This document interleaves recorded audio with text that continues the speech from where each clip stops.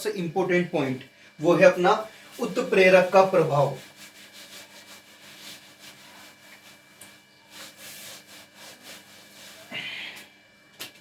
तो बच्चों अगला जो पॉइंट है अपना है उत्प्रेरक का प्रभाव।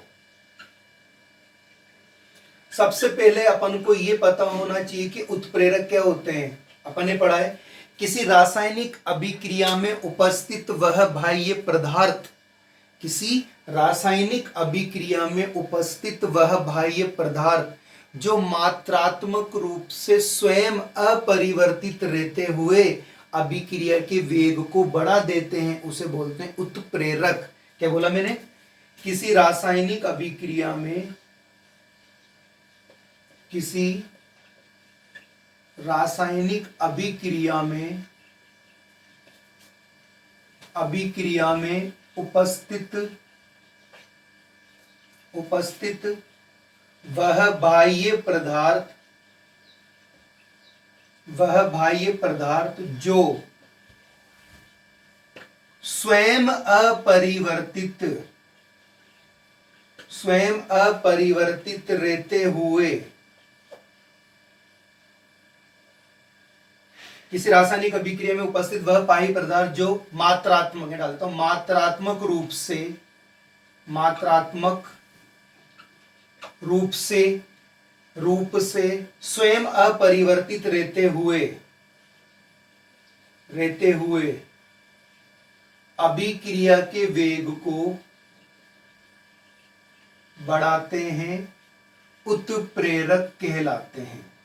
मतलब कहने का मतलब ये कहलाते हैं। उत्प्रेरक की उपस्थिति में अभिक्रिया का वेग ज्यादा होता है, उत्प्रेरक की अनुपस्थिति में अभिक्रिया का वेग कम होता है। देखो मैंने परिभाषा क्या लिखी, देखो आप एक बार।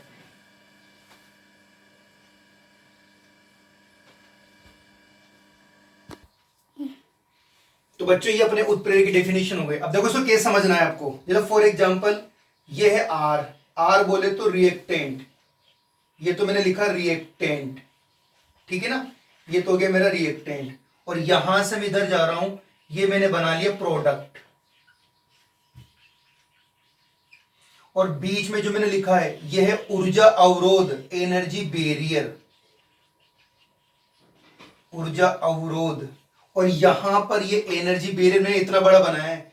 क्यों बनाया है? क्योंकि उस रासायनिक अभिक्रिया में उत्प्रेरक की क्या होगी? अनुपस्थिति। तो आप देखो, आप जब रासायनिक अभिक्रिया में उत्प्रेरक अनुपस्थित होता है तो ऊर्जा अवरोध ज्यादा होता है, एनर्जी बैरियर ज्यादा होता है, और अभिकारक के अणुओं को उत्पाद के अणुओं में परिवर्तित होने में अधिक समय लगता है। हो सकता है अभिकारकों के 500 मॉलिक्यूल्स हो तो उत्प्रेरक की अनुपस्थिति में मात्र केवल 2 मॉलिक्यूल्स ही प्रोडक्ट का फॉर्मेशन कर सके, क्योंकि उनको इस एनर्जी बैरियर को पार करके जाना है, ठीक है ना। तो उत्प्रेरक की अनुपस्थिति में क्या होता है, जो आपका एनर्जी बैरियर होता है वो क्या होता है? अधिक होता है। तो इस केस में कुछ ही मॉलिक्यूल्स, रिएक्टेंट के मॉलिक्यूल्स उत्पादों में परिवर्तित होते हैं, क्योंकि यहाँ पे वेग क्या होता है? कम होता है। अब ये वापस मैं रिएक्टेंट ले लेता हूं या प्रोडक्ट ले लेता हूं, और अब देखो अब की बार मैंने यहां पर लिख दिया उत्प्रेरक की उपस्थिति, उत्प्रेरक की उपस्थिति। तो अपन जानते हैं उत्प्रेरक की उपस्थिति में केवल जो आपका ऊर्जा अवरोध होता है वो क्या हो जाता है? कम हो जाता है। क्या हुआ? उत्प्रेरक की उपस्थिति में ऊर्जा अवरोध का मान कम होता है, तो रिएक्टेंट के मॉलिक्यूल्स आसानी से प्रोडक्ट के मॉलिक्यूल्स में परिवर्तित हो जाते हैं। हो सकता है अब की बार 500 मॉलिक्यूल्स में से 400 मॉलिक्यूल्स ऊर्जा अवरोध कम होने के कारण उत्पादों में परिवर्तित हो जाते हैं। तो इन दोनों ग्राफ को मिलाकर अपन एक ग्राफ बनाते हैं, ठीक है। इधर आपकी एनर्जी आ जाएगी, इधर रिएक्शन कोऑर्डिनेट हो जाएगा। कैसे? जैसे ये तो है उत्प्रेरक की अनुपस्थिति में ये लो, ठीक है। यहां पर सक्रियण ऊर्जा यानी कि EA1 एक वर्ड आएगा, सक्रियण ऊर्जा। सक्रियण ऊर्जा का मतलब होता है न्यूनतम ऊर्जा जो अभिकारक के अणुओं को उत्पादों के अणुओं में परिवर्तित करने के लिए आवश्यक होती है। कहानी ये, सक्रियण ऊर्जा का मान जितना कम होता है अभिक्रिया का वेग क्या होगा? उतना ही ज्यादा होगा। अपना जो नेक्स्ट वीडियो है उसमें अपन बात केवल सक्रियण ऊर्जा की करेंगे। तो ये अभिकारकों की यहां से लेके यहां तक अभिकारकों की सकरण ऊर्जा, ये आपकी रिएक्टेंट है और ये आपके प्रोडक्ट है। इधर चले, ये हो जाएगा आपका EA2, ये हो गया। तो अब एक चीज देखो आप, ये अपन ने बना लिया, तो ये जो बना है यहां से लेके यहां तक बना है, ये बना है उत्प्रेरक की अनुपस्थिति। तो उत्प्रेरक की अनुपस्थिति अगर अपन चाहे तो एक ही ले सकते हैं, कैसे, जैसे मैंने लिख देता हूं यहां पे, उत्प्रेरक की अनुपस्थिति में, उत्प्रेरक की अनुपस्थिति में सक्रियण ऊर्जा, ये सक्रियण ऊर्जा गया। अब की बार क्या करा मैंने, उत्प्रेरक की उपस्थिति ली, तो जैसे उत्प्रेरक की उपस्थिति ली, ग्राफ यहां तक आया, तो यहां से मैं देखू इस जगह तक, तो क्या हो जाएगा, अब हो जाएगा उत्प्रेरक की उपस्थिति में, उपस्थिति में सक्रियण ऊर्जा। दोबारा देख लो, तो अपन ने एनर्जी और रिएक्शन कोऑर्डिनेट के बीच में ग्राफ बनाया, तो क्या होता है, उत्प्रेरक की अनुपस्थिति में ग्राफ यहां तक जाता है और यहां से लेके यहां तक अपन को सक्रियण ऊर्जा मिलती है। उत्प्रेरक की उपस्थिति में अपन को इतनी सी सक्रियण ऊर्जा मिलती है। तो मैंने बताया आपको, सक्रियण ऊर्जा का मान जितना ज्यादा होता है, अभिक्रिया का वेग उतना ही कम होता है। तो अपन लिख सकते हैं rate of reaction inversely proportional सक्रियण ऊर्जा, मतलब सक्रियण ऊर्जा जितनी ज्यादा होगी आपकी रेट ऑफ रिएक्शन उतनी ही कम होगी। तो इस जगह पर आपकी सक्रियण ऊर्जा का मान कम है, तो यहां पर आपका वेग ज्यादा होगा। आगे बस समझ में, जैसा पर लिख सकते हैं, ये पोटेशियम क्लोराइड KClO3, अगर पोटेशियम क्लोराइड को अपन MnO2 की प्रेजेंस में हीट करते हैं तो अपन को प्राप्त होगा पोटेशियम क्लोराइड और ऑक्सीजन। तो यहां पर ये उत्प्रेरक है, इस उत्प्रेरक की उपस्थिति में उत्पादों की प्राप्ति शीघ्रता से होती है। तो बच्चों ये अपन ने उत्प्रेरक के बारे में पढ़ा है, दोबारा सुन ला। क्या होता है उत्प्रेरक का मतलब, होता है वह राशि व बाह्य पदार्थ जो मात्रात्मक रूप से स्वयं अपरिवर्तित रहते हुए अभिक्रिया के वेग को बढ़ा देते हैं। अगर किसी रासायनिक अभिक्रिया में उत्प्रेरक अनुपस्थित होता है तो ऊर्जा अवरोध का मान ज्यादा होता है, एनर्जी बैरियर ज्यादा होता है और कुछ ही रिएक्टेंट के मॉलिक्यूल्स प्रोडक्ट के मॉलिक्यूल्स में परिवर्तित होते हैं। लेकिन जब रासायनिक अभिक्रिया में उत्प्रेरक की उपस्थिति होती है तो एनर्जी बैरियर कम होने के साथ ही बहुत सारे रिएक्टेंट के मॉलिक्यूल्स प्रोडक्ट के मॉलिक्यूल्स में परिवर्तित हो जाते हैं। क्यों?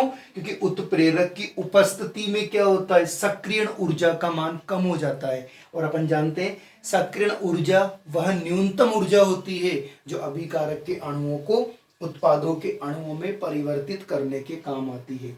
आप इसको देखो मैंने कैसे करा, इंपोर्टेंट टॉपिक है।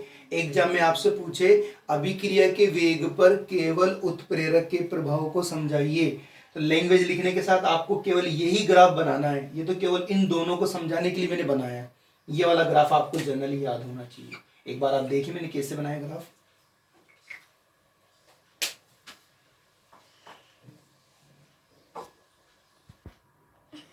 तो बच्चों अगला टॉपिक है अपना ताप का प्रभाव। ये भी अपन आगे पूरा डिटेल से पढ़ेंगे। आप ध्यान रख लो ताप का प्रभाव क्या होता है, वेग समानुपाती होता है ताप के। किसी रासायनिक अभिक्रिया में जब ताप बढ़ाया जाता है तो अभिक्रिया का वेग बढ़ जाता है, क्योंकि औसत गतिज ऊर्जा के मान में वृद्धि होती है।